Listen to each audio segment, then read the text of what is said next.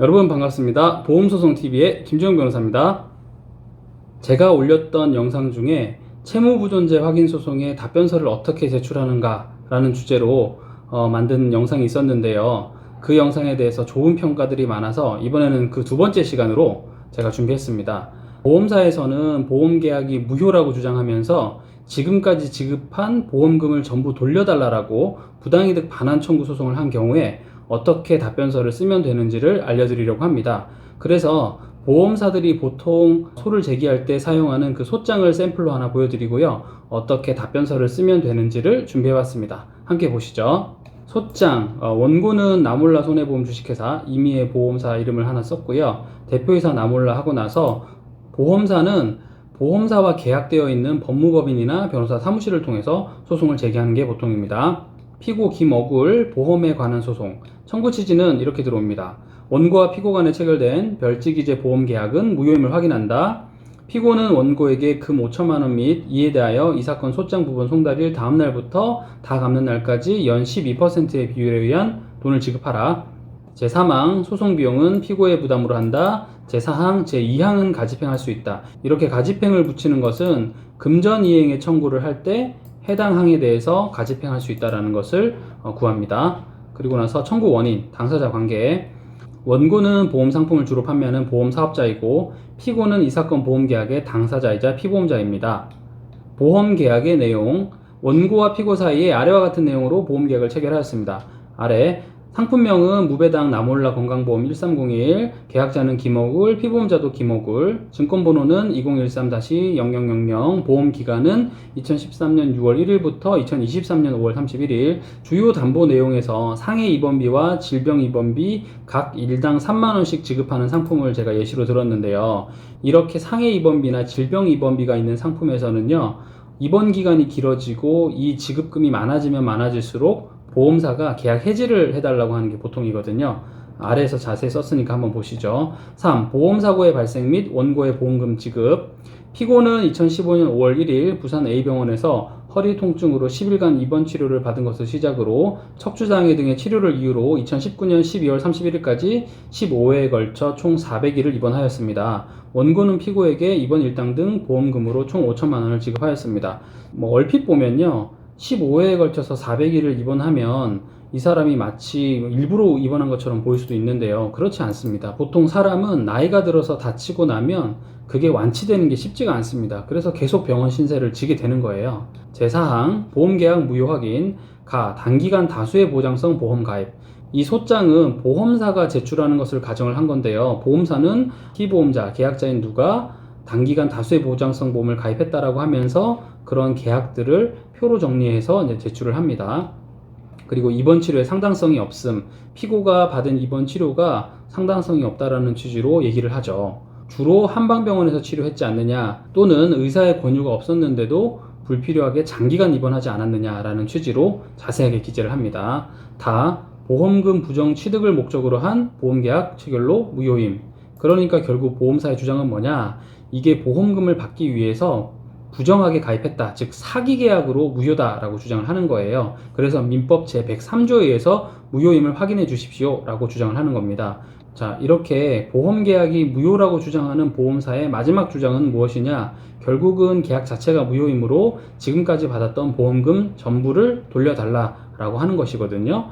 5항 피고의 부당이득 반환 의무. 이 사건 보험계약은 무효이므로 피고가 지급받은 보험금 전액은 부당이득으로 반환되어야 하는 바, 피고는 원고에게 보험금 전액인 5천만 원을 반환할 의무가 있고, 이에 대하여 이 사건 소장 부분 송달일 다음 날부터 다 갚는 날까지 소송 촉진 등에 관한 특례법 소송에 연 12%의 비율에 의한 돈을 지급할 의무가 있습니다 라고 하면서 보험사는 청구를 합니다. 그럼 어떻게 우리는 반박해야 되느냐, 이제는 반박을 해야겠죠. 보여드리겠습니다. 답변서입니다.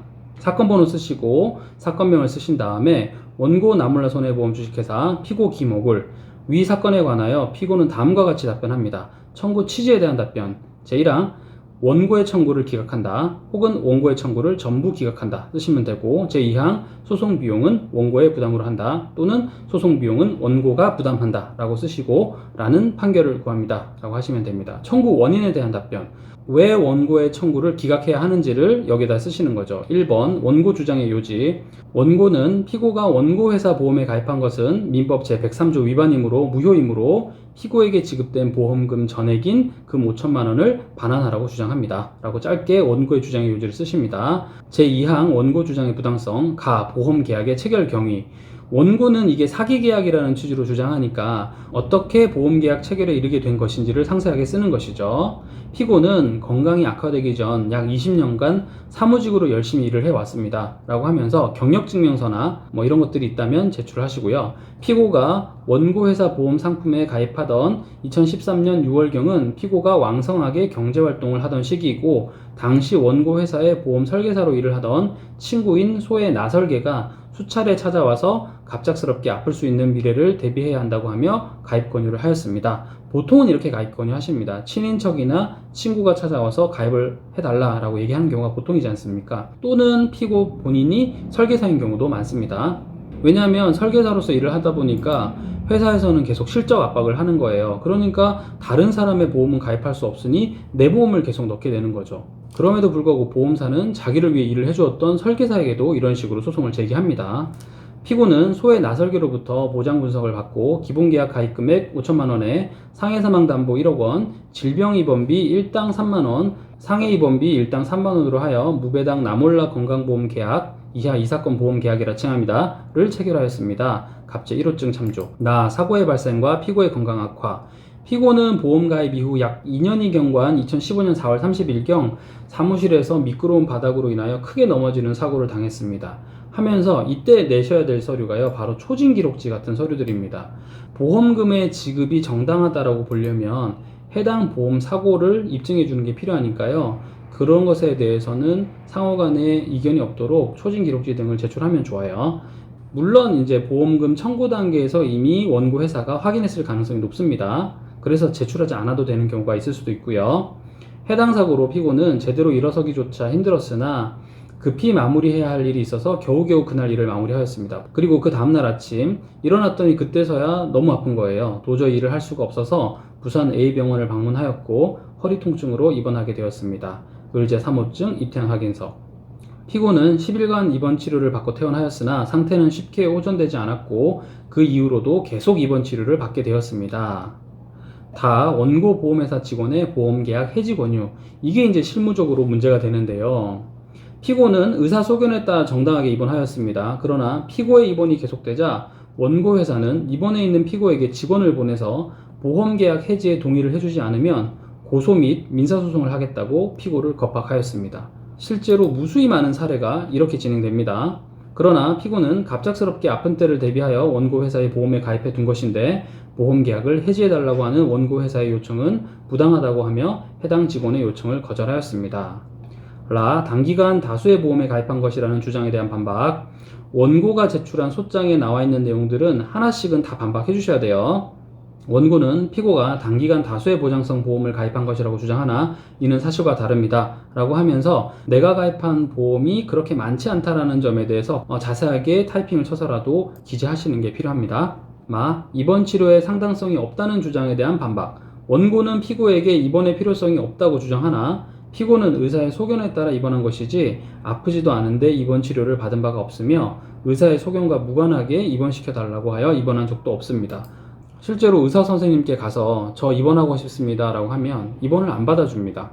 제가 작년인가 5일 정도 너무 아파가지고 정말 아무것도 못 먹었어요. 그런데 입원을 안 시켜주셨어요. 왜냐? 입원할 정도는 아니다 라고 얘기를 하시니까요. 보험사에서는 입원을 마치 보험 계약자가 원하면 혹은 피보험자가 원하면 마음대로 할 수 있는 것처럼 주장을 하는데 현실과 다른 주장입니다. 적정성 때문에 문제가 된다라고 한다면 의사 선생님들도 입원을 함부로 시키지는 않는다는 거예요.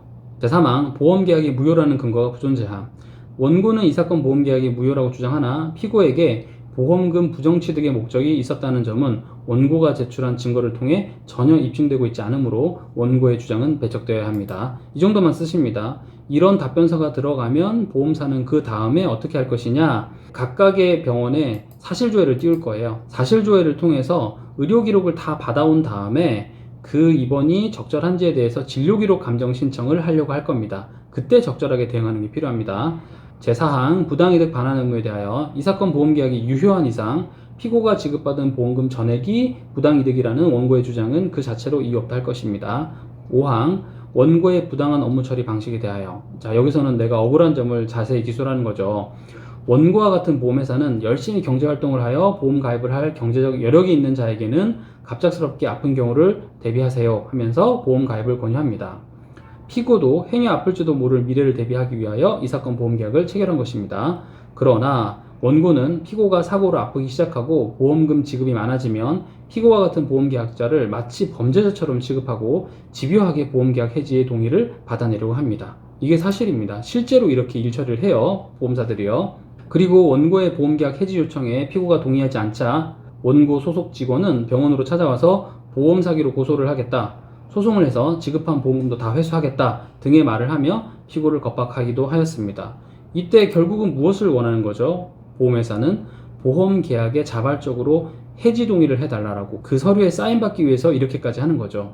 그런데 내가 억울한 것이 맞다면 그러한 서류에는 절대 서명하시면 안 되는 거죠. 피고는 원고회사의 위와 같은 업무 처리로 인하여 극도의 스트레스를 받았고 지금까지도 고통의 시간을 겪고 있습니다. 그러나 원고회사의 이런 행동은 도저히 용인되어서는 안 되는 악질적인 행위에 불과합니다. 정당하게 보험에 가입하고 보험금을 청구한 피고와 같은 보험계약자는 보호되어야 합니다. 6항 결론, 상기와 같은 이유로 원고의 주장은 부당하므로 원고의 청구를 전부 기각하여 주시기 바랍니다 라고 하시고 날짜, 피고 이름, 그리고 뒤에 도장 찍으시고 해당 재판부에 제출하시면 됩니다. 보험사가요, 너무 잘못된 방식으로 일처리를 많이 합니다. 분명히 보험계약에 가입 권유를 한 건 보험사의 설계사들이지 않습니까? 그래 놓고서도 나중에 보험금 지급만 많아지면 계속 그 계약을 어떤 수를 써서라도 해지하려고 해요.